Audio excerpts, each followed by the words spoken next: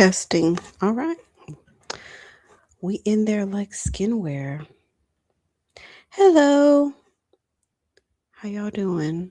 Um I'm so sorry I've been gone. I just been so tired. I've been so exhausted. Like there's been times I want to go live and I just pass out. I just pass out. At the end of the day, I'm so exhausted. Um I'm recording this. It's very late, but I have some energy today. I don't know how or why, but I'm just grateful that I do. And so I figured I'd come on here. Last live I did was about women and girls financial protection.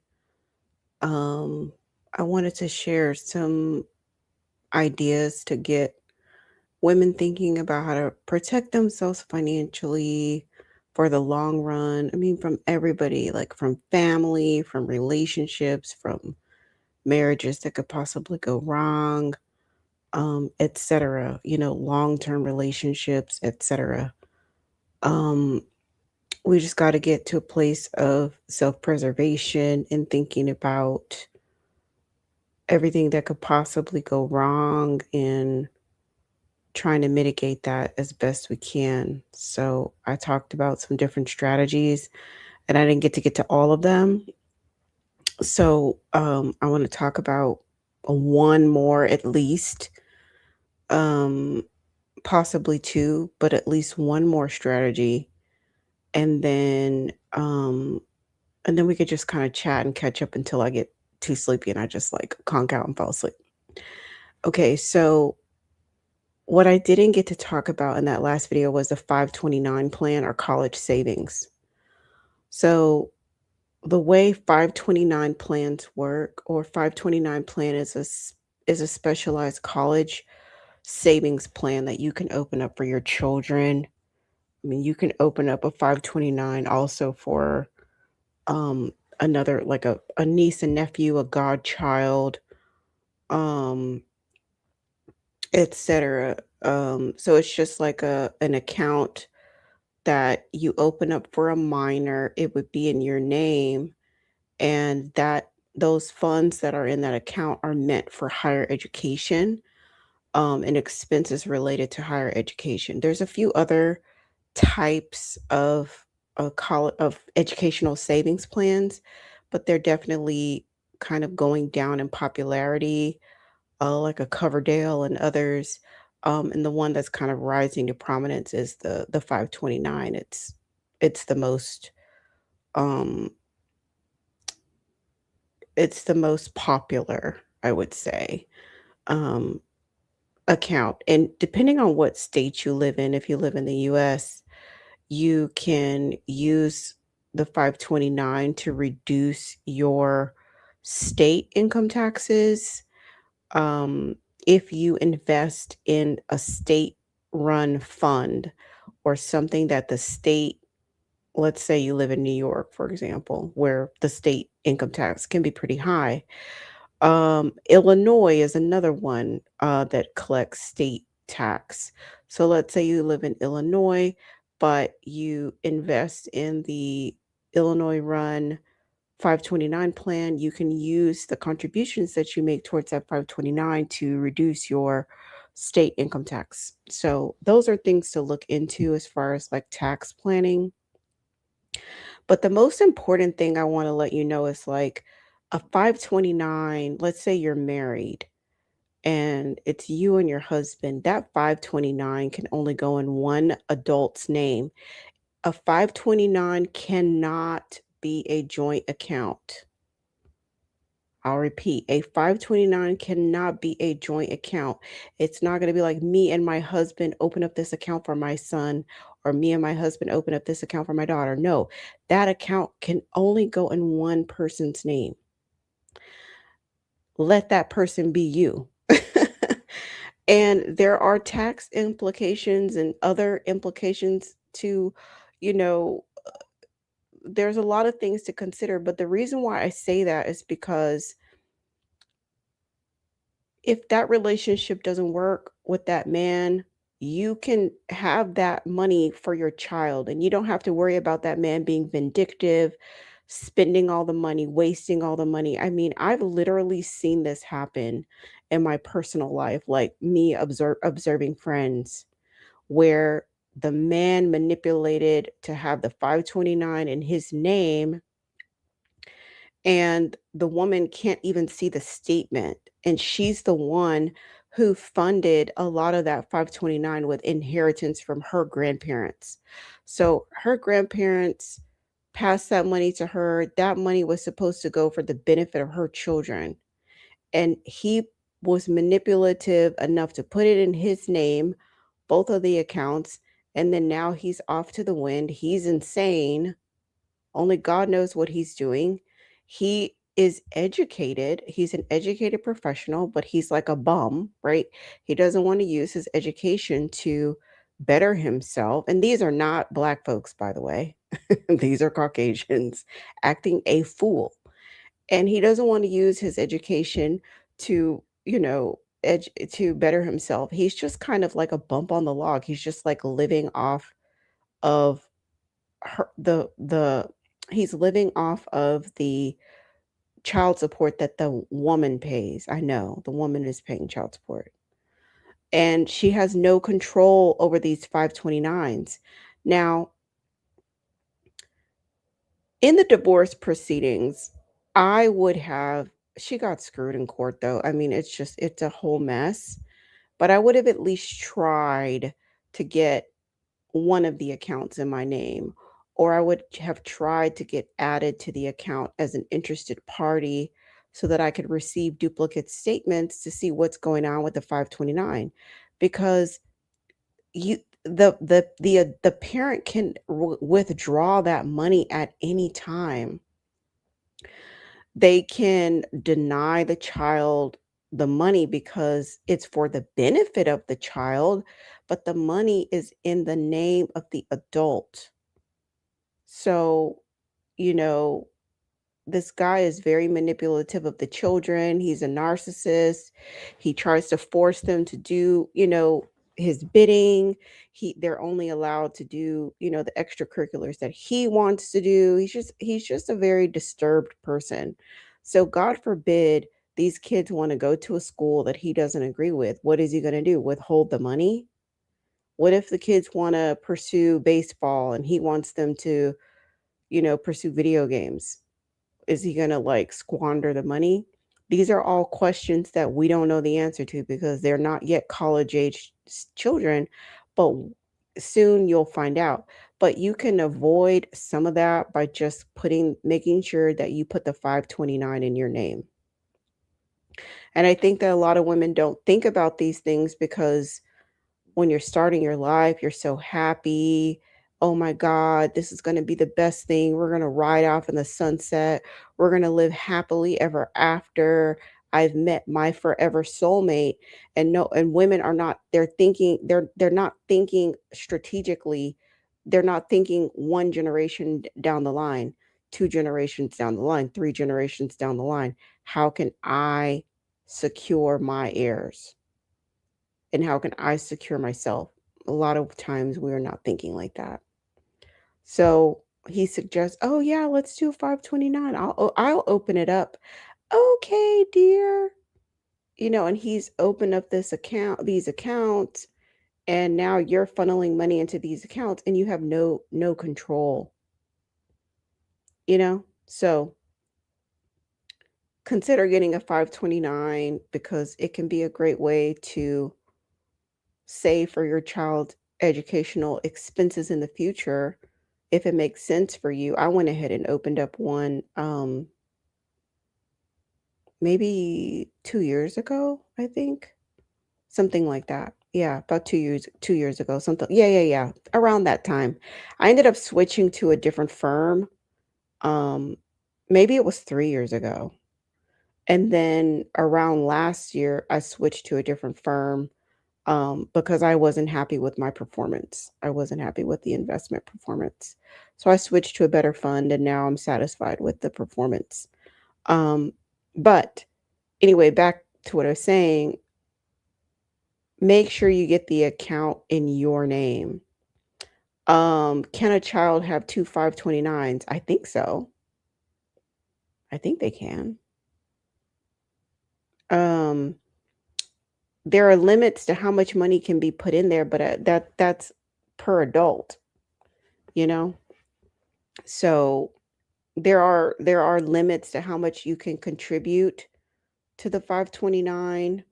To my knowledge, there isn't any federal tax savings, or deductions that I know of, but there are state deductions, and incentives, that are worth noting. You just gotta look up your state, and you have to look up the sponsored plans and see if it makes sense for you depending on what state you live in. And I'm not and then don't quote me on the you can have 2 529s because I'm actually not sure about that. But let's just say it's 1. If it's 1, then you need to make sure that you, are the one to open it. There's a couple of other educational funds that, like, grandparents tend to, gravitate towards if that's something that they want to invest in themselves, but that's also another way to mitigate, the ex-husband or the other family, like, running off, with the funds or squandering the funds, like, if the guy develops a drug habit or a gambling problem, or if he's just vindictive and evil and wants to control wants to punish the children for, not being perfect little pawns.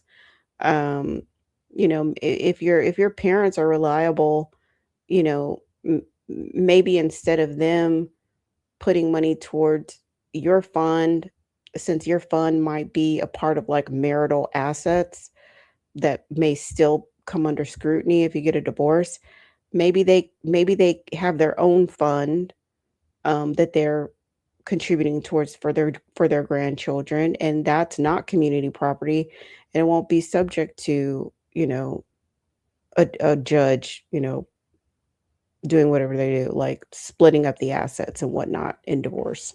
So that's something else to consider. And I feel like, in the previous video, I talked about, um, especially if you have a good relationship with your mother, um, and your mother's trustworthy and things like that, it may make sense to put certain assets in your mother's name so that it's not community property. That may make sense. Um, Also, I think I think trust is too much of a big topic that I don't have enough mental bandwidth to talk about right now. But I think I'll do another episode just specifically on estate planning. I would say knee deep, but I feel like I'm like I feel like I'm like neck deep in estate planning right now because I'm going through estate planning. And I mean, I don't have that many assets, but I'm just very particular about how I want stuff to be. So there's more complexity than I wish I had, but I can't, like, I've simplified it as much as I possibly can, but it's still kind of a complex estate plan that I'm doing. And I'm knee deep in it. And it's just tedious. But I'm grateful for the opportunity to be able to do it. I'm grateful, um, that finally, you know, everything's kind of clicking as far as like me understanding these concepts because I mean, some of them I knew of them, but I just didn't have a full understanding. Like probably 2 years ago, I finally understood, like, the difference between different IRAs, a Roth IRA and a traditional IRA. There's other types of IRAs as well, like, self-employment IRA, and there are a couple other little nuanced IRAs as well. But the main 2 are, like, the rollover, and the Roth, and I just couldn't for the life of me. I'm like, "Why should I get a regular or a Roth?" And people would try to explain to me, and it just wasn't clicking in my head. I just never understood. I don't get it. I don't understand the difference. So, finally, it clicked, and I totally get it, and I mean, I encourage everybody, when you're young to open up a Roth, especially if you think that you're gonna make over 160 or $175,000 in your lifetime, like, in a year. Like, if you like, for example, let's say you're starting off in life and you get a first job and you're making 75,000 or $100,000 a year or something like that, and you think that you're on a trajectory to make over $175,000, I would say open up the Roth as soon as you can, because it does cap you out at a certain income level. So, and I was telling this to my niece recently, who she will definitely, she's got a good foundation. She's gonna, you know, be in that 250 range, 250,000 a year range, I think, within 5 years. And I told her, I said, you need to go ahead and open up your Roth now. I mean, I know traditional wisdom says put, your money in your 401k, but since you're not getting a 401k match, I would say screw that. Put your money in a Roth. And if you can get your parents to give you any stocks, put them in your Roth, especially high growth stocks, put them in your Roth. But you can get any like private placements or alternatives, put them in your Roth and let them grow, and they when you take them out, they'll be tax free. Because if you're on a trajectory where you're going to make over 175,000, then the Roth is not going to be an option for you forever. It's only gonna be an option for you early in your career to go ahead and open it up. So, do it while you can. And some people, I mean, there's plenty of people who live, a good, decent life, and they never make over 175,000, so they can continue to contribute to the Roth for their entire working career, their whole work life, and, you know but a lot of people can't, because they're gonna make more than that, and nobody ever told them, "Hey, go ahead and do it now." You know? So, anywho, um, so I was saying, like, when it comes to all these different concepts with the trust, um, it's just now clicking in my head, like living trust, revocable trust, irrevocable trust, LLCs, and all of this, and all the various different paperwork and stuff that make up an estate plan. It's just now clicking in my head where I'm like, ah, okay, I get it. I get it now. I get it. I understand, and I see the importance of it. And it's a lot less intimidating for me, um, because I'm starting to, little by little, I don't know, I guess it's kind of hard when you just kind of like face all the estate planning questions all at once. I mean, I remember years and years ago, I tried to work on a will, and there was I was filling out the paperwork, and it was like, basically like planning for your final, like, ceremony, like, basically like your obituary. What do you want on your tombstone? Where do you want to be buried? And I felt like I was having a panic attack. I just couldn't deal with it. It was just like, it was just so many decisions, to be made at one time. I just couldn't finish it. It was too much for me at that time. Um, but over the years, and especially now that I have more information and I'm a better researcher to, like, zero in and laser in on the exact thing that I need to learn and know, it's become easier. Um, it's still very tedious and a lot of legwork and all of that, but it's just it's just become a little easier for me, and I'm grateful for that. So I hope to report back, um, when I have it done. And when I get mine done, I want to try to help my grandmother, I don't know if she's gonna cooperate with me, but I hope she does because she leaves a lot of things up to you guys just need to do the right thing, and I just don't think that is sufficient.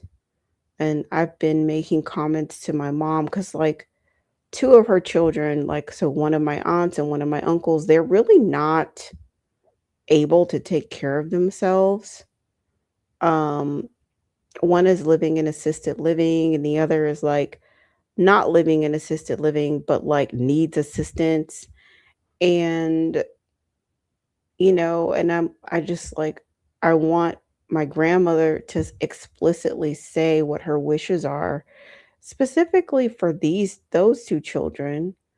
You know, don't just assume that another family member is going to just do the right thing and to take care of them. Like, if you want to contribute towards their living while they're in assisted living, I need you to write that down, and I need you to tell me what percentage of your assets, or of what some type of dollar amount or percentage that you'd like to contribute on a monthly or yearly basis, because I just think it's going to be total pandemonium if she does not have a trust. And I'm really fearing that because when my aunt passed away 2 years ago, I think, or it's 2023, so I guess technically 3 years ago now, since we're in 2026 now. And I think I might have told y'all that when I did my first video coming back, as far as like why I've been gone for so long and like grieving and all of that. But yeah, my aunt passed away. It was just such a mess. Not necessarily because she had assets and things like that, but just like trying to do the arrangement and writing the obituary, and who would do certain things at the funeral and where the funeral would be held and what she would wear, and all of that was just, it was so painful. It's just so difficult to see family members at odds, when you should be coming together. And death can just make a lot of division, and it just brings out a different side of people. And I listened to some estate planning lawyers, online as I'm doing different research on different topics. And some of the stories that they tell of like the difference between how people act versus how people behave during death is just bizarre. It's very bizarre.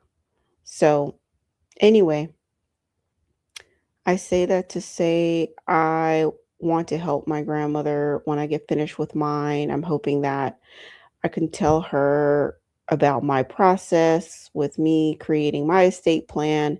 And I'm hoping that that will help me kind of encourage her to do hers. Um, I'm trying to help her out a little bit more. That's part of my vision, is to spend more time with my grandmother because I know she's I don't have that much time with her, and so I need to spend as much time with her as I can. Um, I really do. I mean, it just is what it is.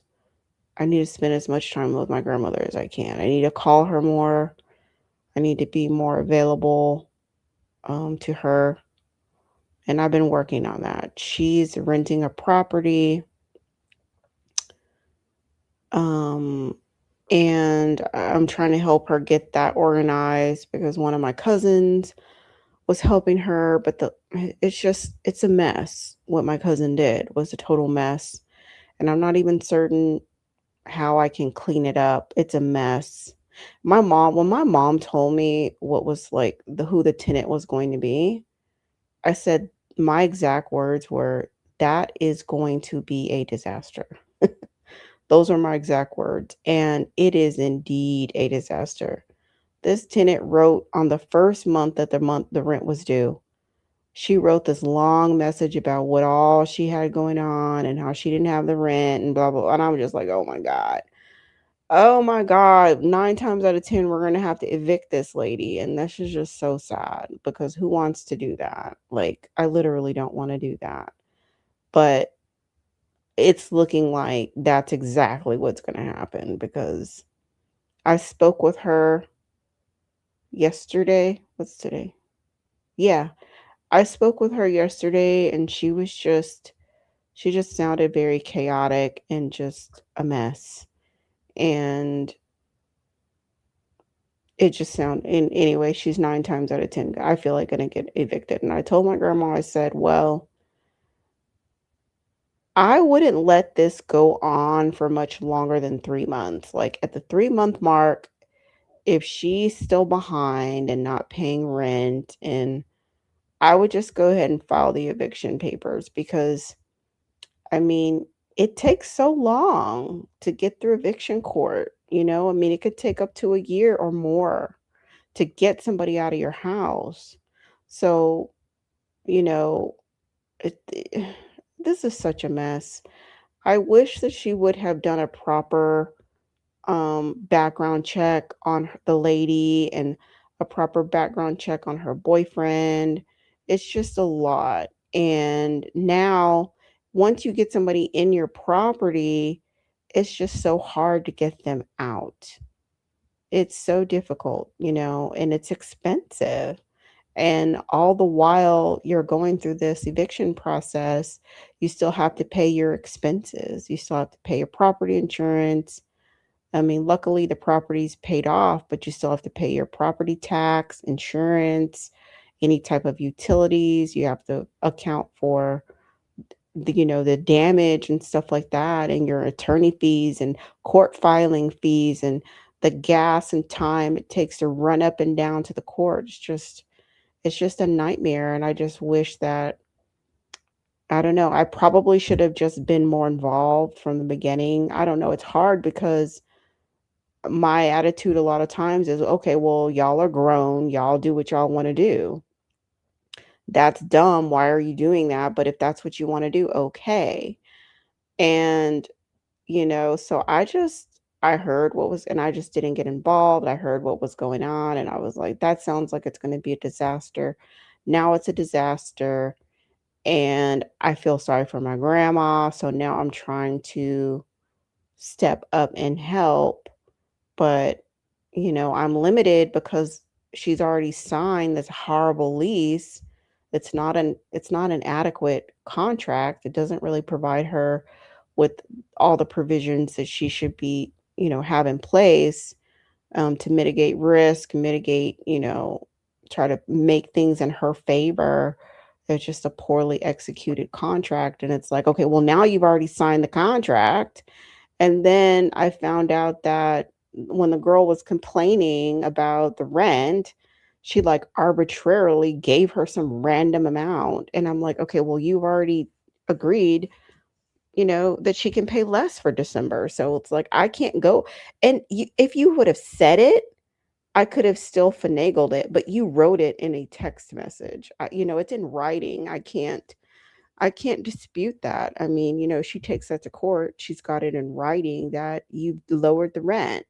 So my hands are tied here, Grandma. My hands are tied here. So anyway, that house, the main house, they've got other property in other parts of the state, and I think they've got some property outside the state. And I'm just like, oh my God, if okay, so okay, this is the thing about probate. I guess this is an estate planning video, whatever. We're just gonna go with the flow. So about estate planning. So if they have land, my grandparents have land in other parts of the state as well as out of state. If they don't put that land in a trust, we as the family have to go to probate in every single county where that land is. And that's just like, can you imagine the freaking nightmare that that is? Like, going to probate about I'm like, "Oh my god, we really gotta get this stuff together because if you leave this earth and your stuff is not organized, I mean, it's gonna like it's gonna put such a burden on the family, um, trying to figure out all where all the land is. I think my mom has a list of everything, but I don't think her list is comprehensive, like, I think there's like, I don't think we have everything listed down. Where is all the land, like, where are all her safety deposit boxes? Um, what about this freaking timeshare? Hopefully, like, the timeshare goes away. Like, I hate that timeshare. Um, where are all the accounts? It's just a lot, and then, like, as far as, like, VA benefits to, like, do we get any more after they pass, or are they over? Like, there's just a lot of questions that I think that nobody really wants to delve into because none of us really want to deal with our own mortality. And I think that's why when I first sat down to try to do my will, I felt like I had a panic attack. I really did. It was just very overwhelming for me. So I'm not saying it's easy um, to grapple with the fact that you're not going to live forever.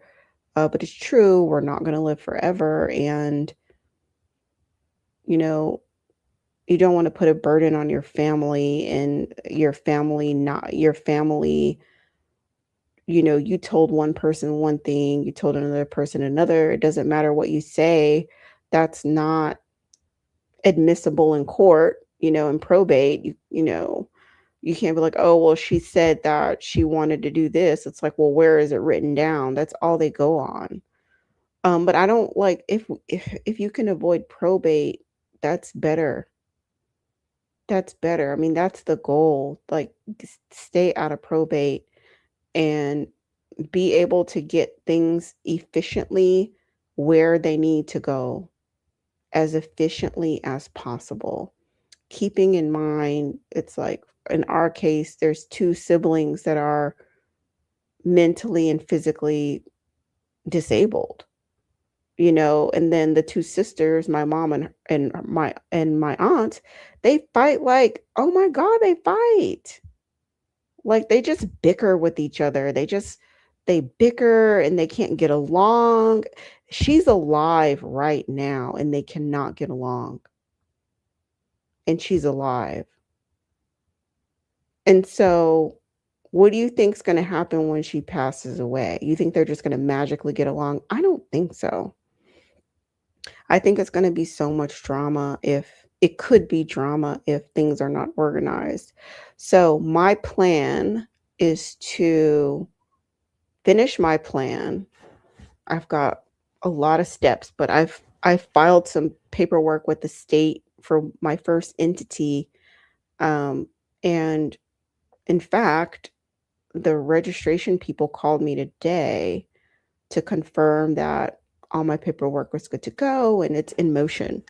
So, when I get those formation documents and all of that jazz, I'll have my very first entity as a part of my estate plan done. Then I'll have some follow-up, steps to do when I have that entity, and then I'll start working on the trust. Well, I mean, I've kind of already started working on the trust because I've, you know, I've chosen I've chosen a trustee and I've chosen a custodial guardian for my daughter. So I have to get that stuff, like, notarized and all of that jazz, but I need to choose backups. I need 2 backups for the custodian, and then I need I need to fi I don't know, I haven't decided about the trustee thing, like, I don't know if I want 2 trustees, I don't know if I want 1, I don't know. I mean, maybe I want 2. But then if I have 2, then you have to decide, do they have to agree with each other or can they act independently? I don't know. I gotta talk to an attorney about it. Oh my gosh, randomly. because I'm so deep into this, I was just like searching for estate planning, resources. And I found this attorney, and she's a Black woman, and she focuses on estate planning, and I was like, oh my gosh, like, and she's in my state. So I'm like, okay, universe. I just felt like the universe sent me the resource that I needed in the time that I need. Because what is the likelihood? And I don't know, maybe the algorithm is trying to send me stuff that's close by. I don't know. But like what is the um chance that I would find um an attorney that practices in my state, that's a Black woman that does estate planning. It just seemed like it all just kind of lined up together. So I'm going to book a consultation with her. Um, I want to have as much stuff organized as I can.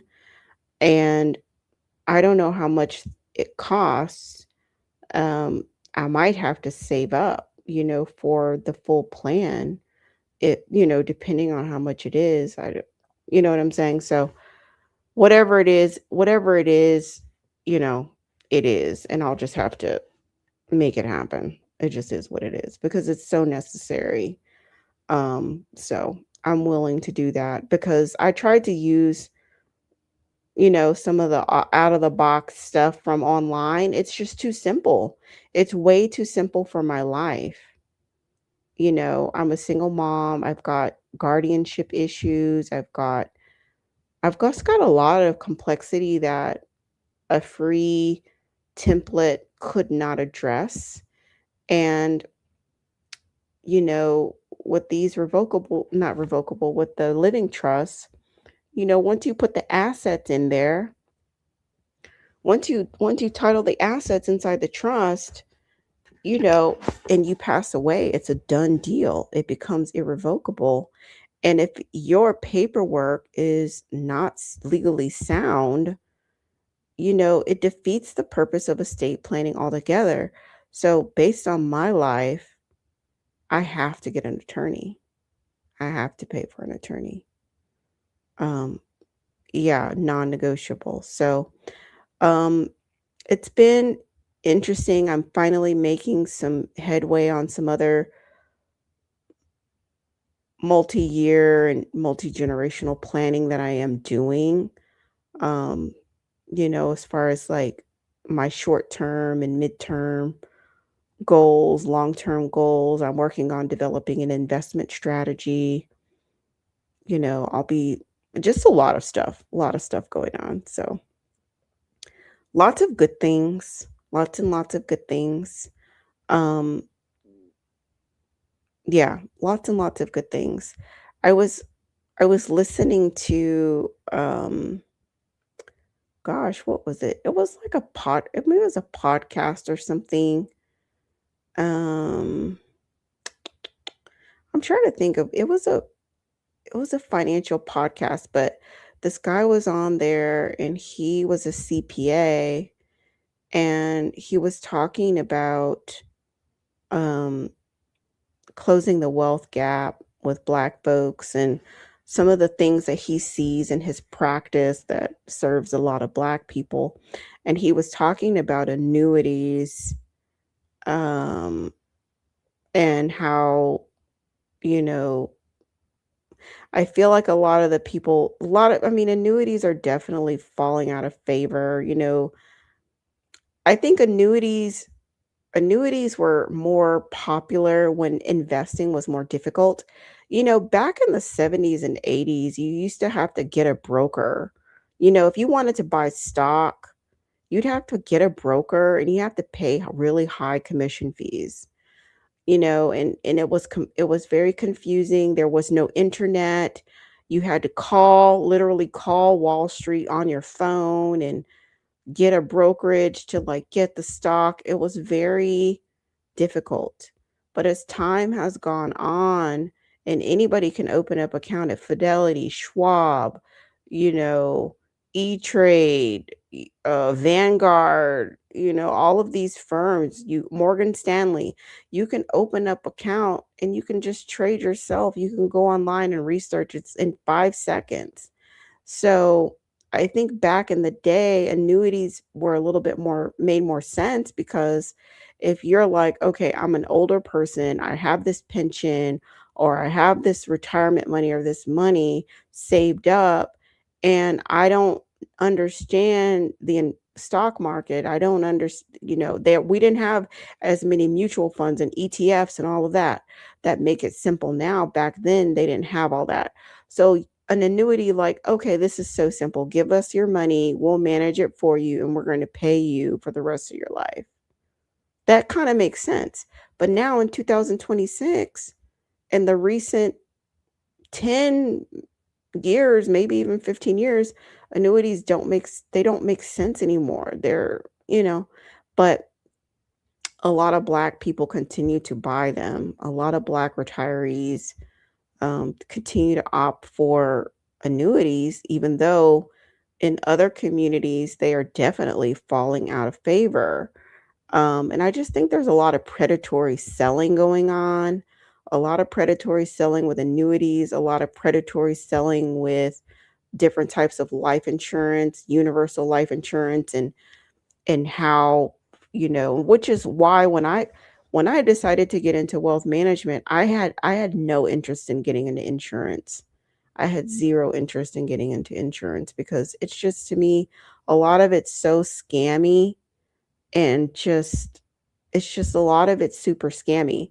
Now, I have some life insurance policies, don't get me wrong, like, I do believe in buying them, but I don't like the scammy sales part of it, where you're buying something either you don't need, you're buying something that's inadequate, you're buying something from a shady company that has no track record, you're buying something from a broker who just got their license 2 days ago. I just it's a slippery slope. You have to be very savvy when you are navigating like life insurance, any type of insurance policies, to make sure that you're getting into a reputable company that has a long track record, that you're buying enough of what you need, not too much, not too little, that you're getting a good rate, that you're shopping around for the very best rate. Um, those are the types of things that I really, that I look at. But yeah, I feel like there's so many people kinda scamming off of Black folks with annuities and some of the life insurance products, some of the insurance products in general, because I guess we're just not educating ourselves. And I don't know, when it comes to, like, my grandparents, I mean, they're elderly at this point, so they are in they're moving slower, they're processing slower.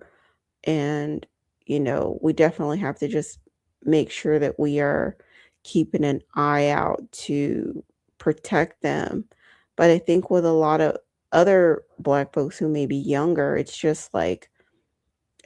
think, continues to be an information gap. And I think another part of the issue is, like, there's half of the story. So, like, part of the story is you need to be financial secure. Think about your future, wealth, think about having something for retirement. All of that is beautiful. All of that is true. But the solutions that are presented, a lot of them are scams. You know, they're either scams, or maybe they're not necessarily scams, they're just bad investments. They're not the most lucrative that you can get. So that's the challenging part, people getting this information like, okay, you need insurance policy, you need to think about your retirement. And then people, because I've seen the scammy annuity people, I see their pictures and they're very disgusting to me. Some of them are they're very gross. Um, a lot of them are super gross, some of the whole life policies are trash too. Some of them are trash. Um, yeah, so, yeah, there's that. Uh, So I guess what I'm saying is, it's good to act slowly. Don't make any rash decisions. Don't get caught up in emotionalism. I remember I was talking to this guy years ago and I could not get off the phone. I don't know how this happened. I had a insurance policy and the lady who sold it to me, I guess she left the company. And so I I think they rolled me over to another agent. But I also had the choice of like picking my own agent. So I remember calling this guy. I think I wanted to know about a rider for my daughter or um, possibly converting it to a whole life or converting it to a different product. And I just wasn't really sure. And at that time, I had negative 10 cents. So I just was kind of an information gathering. This man, I wanted this call to be like 5 to 10 minutes long. This man had me on the phone for an hour and a half. I don't know what happened to my time. I don't know why I couldn't get off the phone. I just don't know. It's like I felt like I got sucked into some type of vortex and I couldn't get out. And so, um, ultimately, I finally was able to get off the phone and I didn't end up going with that guy to be my agent. I didn't increase that product. And in fact, I actually let that policy go. I got a totally different policy at a different company. But these folks can very much so like they're just sometimes people are just good salespeople and they just kind of really hit a bunch of emotional um triggers and possibly loop you into a product that you either don't need or is overpriced or whatever. So, on all of that stuff, I just say don't make any rash decisions, especially if you're feeling emotional. Just like, okay, I'll think about this. I'll get back to you so that you can do your research and don't feel pressured. I mean, like, a lot of times they make you feel indebted to them, like, you have to make a decision, you need to patronize them, etcetera, but just don't feel rushed. Take your time, think about it, and before you even go into any of these meetings, just already know, like, "I'm not buying anything today." A lot of times that's what I do, I'm like, "I'm not buying anything today." So, I'm on a fact-finding mission. And so there's no pressure for you to feel like you have to buy anything. That you don't have to disclose that to them that you're not buying anything, but that's just something that you tell yourself. I'm not buying anything today. And then that'll buy you time so you can think about it, um, make do your research, compare different options and know where you know what is the next step. I wish that the insurance landscape wasn't as scammy as it is. I really wish that it wasn't, but alas, it is. It totally is. And I do think the annuity people target Black people for sure. For sure. They do. They do. They do. All right. Well, I think I don't have anything else to say for tonight. I'm getting tired. I'm so grateful that I got to come on here though, because normally I'm like, I'm gonna go live tonight. And then I pass out. I just pass out. Oh my gosh. Um, yeah, I totally do. I'm not dating. I was talking to my friend. I met up with some friends earlier today and I was like, I don't have time for dating. I'm so immersed in my estate planning right now, and it's like my estate planning, but it's very much so like my living estate. It's like everything that I have right now. all of it has to be organized and documented and allocated properly. And it's very tedious. It's just very tedious work. And it's very important work. It's spiritual work. It's generational work. I'm worth it. My daughter is worth it. And dating just really takes a back burner. I literally don't care. And um every time I talk to them, I'm just like, okay, I don't know. I would rather be doing something else. I just would rather be doing something else. I mean, most of them are just so repulsive. Um, I would rather be doing something else, like looking at the walls. I don't know, like anything else but dealing with them. Um, I have no incentive at this point. But who knows? Maybe when I get my first round of estate planning done, I will feel some relief and I will feel like I can come out you know, from my cocoon, from my little corner where I'm working and toiling away and I'll maybe be able to smell the roses. But right now, I'm just very deep into all of the things that I'm doing with setting up these entities and documentation and oh, I don't know if I told y'all that I started doing my genealogy.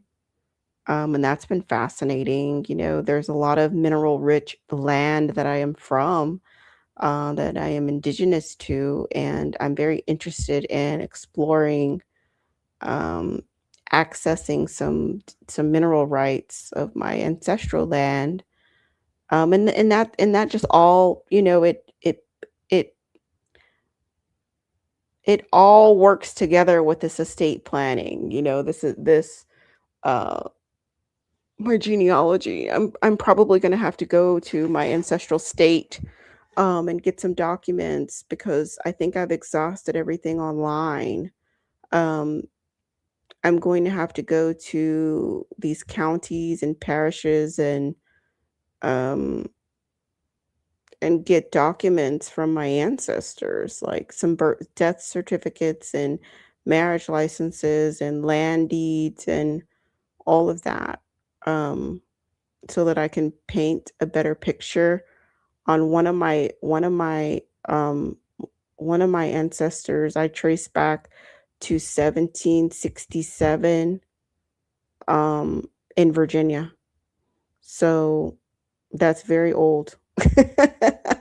And I'm looking at people like the POTUS, and I'm like, man, you got here like 3 generations ago, bro. Like, I'm so indigenous to this land. My family's been here. My bloodline's been in this land for I I I mean, listen, it goes back. Like, nah, bro, you're not more American than me. You're not more American than me, bro, because I ain't found not one boat. Everybody been indigenous mainly to the mainland that I'm from. There's some other, states and stuff where folks that came from, but I mean, the majority are from the same land, and it's very mineral rich land, very rich land. So I'm pretty sure that will tie into things at some point. I will likely make a pilgrimage to that land. I think it would be nice to just walk there and be there where so many of my ancestors are from, and also fact finding and going to the vital records, in the library and the museum and collecting documents for my genealogy research. So, I mean, I would rather go to the library and do genealogy research than like go sit and listen to some guy talk about like some shit I don't care about. Like, I just don't care. I wish I did. I kind of wish I did. But I don't. I really just don't. Um, yeah. So, hmm, I guess that's fine. I don't know. I just don't care. I just don't care. I wish I did. I wish there was somebody that was interesting enough to make me care. But I don't know. I guess I don't really like necessarily have to be interesting, like razzle dazzle me, but just somebody that's like humane and empathetic. I just feel like the majority of them are so um they are so draining. That's the word I'm using. They are so draining that it's just you walk away, you feel like so depleted. Like, what was all of this even for? I will know that it's a good situation when I feel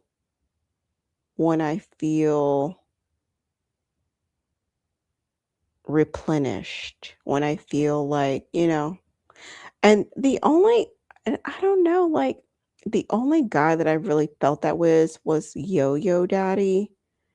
Um, and I don't know, it's pretty much just because he just worshiped me. And that's the best kind of relationship for me.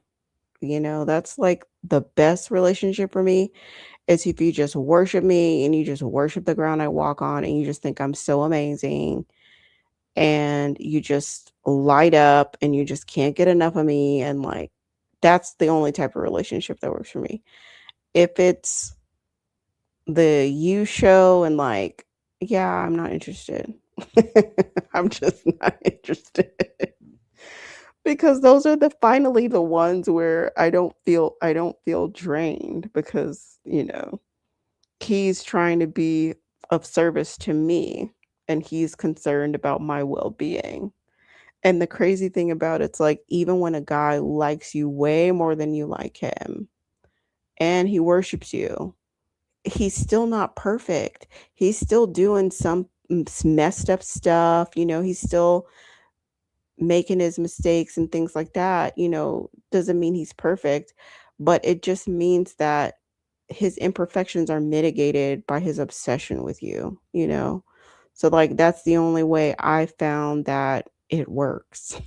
So, cuz I'm like even the last guy I dated, he liked me a lot more than I liked him, and he still had a bunch of problems, and a lot of issues and I'm like, "My god, you like me way more than I like you.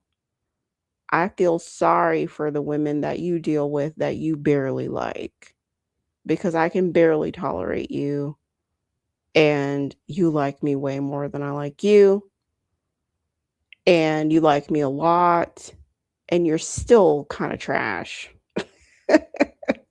You're still kind of trash in a lot of different areas and that's crazy because you would think that you'd be like on point given the circumstances of how much you like me, but you don't, you might like me a lot, but for whatever reason, you can't organize yourself and pull yourself together enough to show up in this relationship in a way that is acceptable to me. So for that reason, I'm going to go ahead and leave. Bye. So I was out of there because, for me, I just get to this point where I don't know. I feel like I've done most of the stuff that I've wanted to do. I've been most of the places I want to be, go. I've proven to myself X, Y, and Z that I can do this, that I can get that. Okay, great. Well, like, all right, you got it. So, like, now what? So I'm on a different I'm on a different path right now. Like, my focus is finite. So, my focus is my career, it's on my estate planning, it's on my wealth building. I'm looking for another assistant.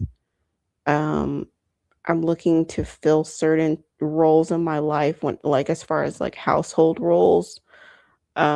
Like I have uh a plan of getting some things like more supports for myself in place as far as, housekeeper and um, laundry service and those kinds of things. I'm thinking about how can I buy some of my time back so that I can have more leisure and enjoy my life more because my life is a lot. So I'm thinking about those things, and I don't have the focus for guys right now. They're so distracting. I just literally don't have time because I'm like, okay, the little time I have in the evening, do I want to go and eat calamari with you? I really kind of don't. I'm just like, you know what? If you want to take me on you want to talk about the relationship, like my ex is kind of like, talk to me about that in, like, Trinidad or something, like, I'll meet you somewhere, we can talk about the relationship on the beach, but I'm not meeting you at, like, a restaurant we've been to 15,000 times. Like, okay, nice restaurant, oh, downtown, okay, been there, done that. Like, let's go to Morocco, and we'll talk about the relationship over there, you know? And if you ain't trying to do that, then I'm not trying to go. Cause like, it needs to be extraordinary to pull me off of my path of what I'm doing. Cause what I'm doing is very important work. It takes a lot of focus, and you're chirping in my ear about I don't know what, whatever nonsense, and, "Oh, you're so sorry you messed up the relationship." Bro, I don't care. You have to understand my level of unbothered, and I don't care. So I don't need to emotionally process with you. I don't have anything to process. Um, but if there was something fabulous, it could possibly entice me away from what I'm doing. And I maybe you might pique my interest to hear what it is that you have to say. But you would most certainly can't be, let's go for steak dinner. Like, no gracias. I'm not interested in that. Not interested in that. But I don't know. I've been thinking, like, if this person comes back in my life, they've got to be useful. So maybe they can fund one of these entities. Like, maybe I'll get some appliances replaced because he was very useful. I'm not even like, I'll be honest, like, he was very useful. And that's why I put up with his shenanigans as long as I did because he was useful. Um, yeah, he was useful. Yeah, he was useful. Still have an impact today where I can look around and been like, "Oh, I appreciate that. Oh, I appreciate that. Oh, I'm so glad, he helped me be comfortable in my space you know, and that's wonderful. That's fabulous." Um, but that would be the only way, and I'm just like, I wanna do it, but then I think about it and I'm like, I get tired just thinking about it, and, like, I'm like, "Well, I would like to replace some appliances and maybe, like, fund this office and, okay, maybe I'll have a conversation." But then I think about I'm like, "Oh, but then, and then I just veg out and I'm like, "Nah, I don't care. I'll get it out the mud," 'cause I don't feel like dealing with the BS. So, we'll have to see if things can be positioned in a way like, "Listen, these are the parameters, don't cross them." Like, and I'm not gonna insinuate, I'm not going to clearly, I can't be indirect with you, I have to be direct with you. "Do not do this, do not do that. You're not allowed to come here, you're not allowed to go there, da, da, da, da. These are the parameters. If you can live within these confines, then I will deal with you." But that's it. Those are the terms. Take it or leave it. And you know what? The great thing about that is that I have no skin in that game. Like, I literally don't care. I can take it or I can leave it because it's like you can come in and you can get these appliances and you can be useful and definitely fund some stuff that I'm working on. But if you don't, it will get done anyway. You see, so I have nothing I have nothing to lose. It, it's going to get done anyway. So there's definitely like no pressure or desperation on my end that things work out a certain way because I'm not dependent upon it. Um and that's definitely like part of the reason why I made my career change because I really truly do want to be so indifferent. Like I really don't care or need anything because I'm setting myself up for myself. You know what I mean? Because like even with Yo-Yo Daddy, like I did, and in fact, I do have some stocks that I bought from that relationship. I mean, I get paid dividends quarterly, and that's always nice um to have dividends paying, from a previous relationship. Um, I bought some stocks for my daughter too, her stocks.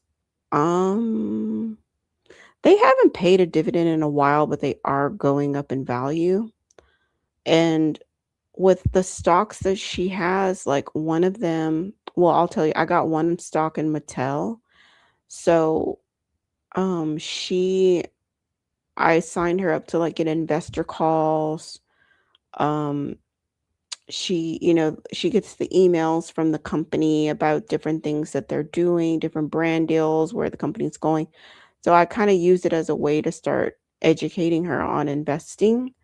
And so I use money from Yo-Yo Daddy to buy the stocks and some stocks in my portfolio as well as plethora of other stuff I have, like more tangible things. But I don't I never wanted to put myself in a situation where I'm just literally like buying a bunch of stuff. Like I want investments that will outlast the relationship.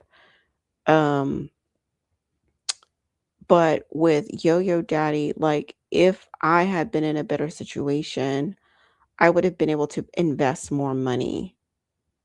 I would have been able to invest more, and so I'm in that place now where anybody comes in my life, I mean, it's all going to investments, you know, investments, maybe some upgrades here and there, but I don't need to live off of anything because we're well taken care of.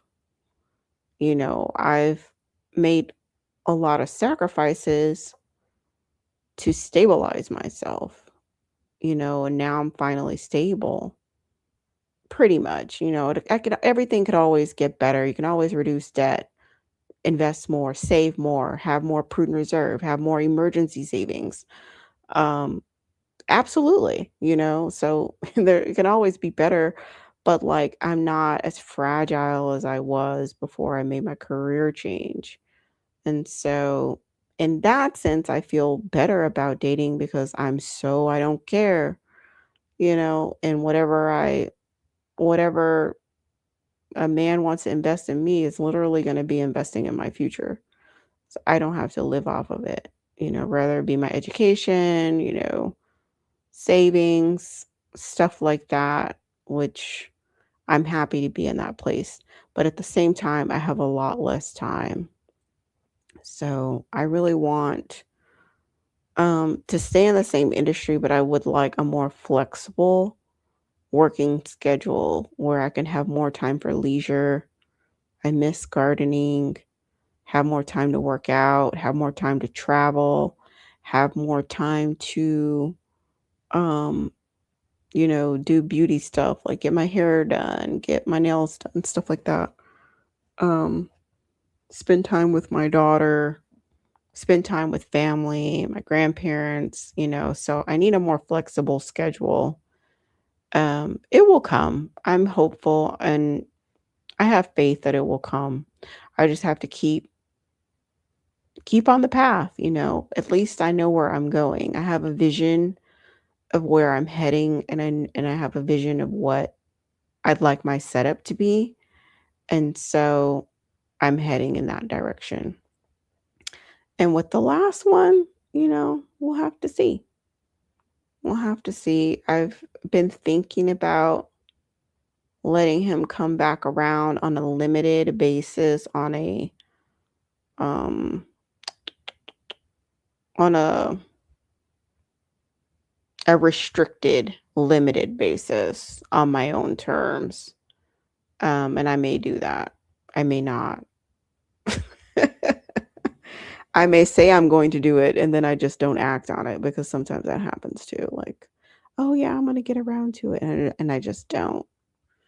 Um, but yeah, as I get more clarity about the specific tangible things that I want to do, I have more of a plan, and it the more interested I am in engaging on the level of exactly what I need, you know? So, anywho, thank you so much for tuning in. This was a nice, windy, tangent filled, rabbit hole filled catch up. That I hope that I've shared at least one thing that may be valuable or something to make you think about how you can level up, improve your own life, hopefully. Thank you for tuning in. Yeah, I'll be back at some point. I don't know when, but I'll be back. I ain't going nowhere. Y'all see, I didn't take the channel down, it's still here. So I'll be back. Peace and love.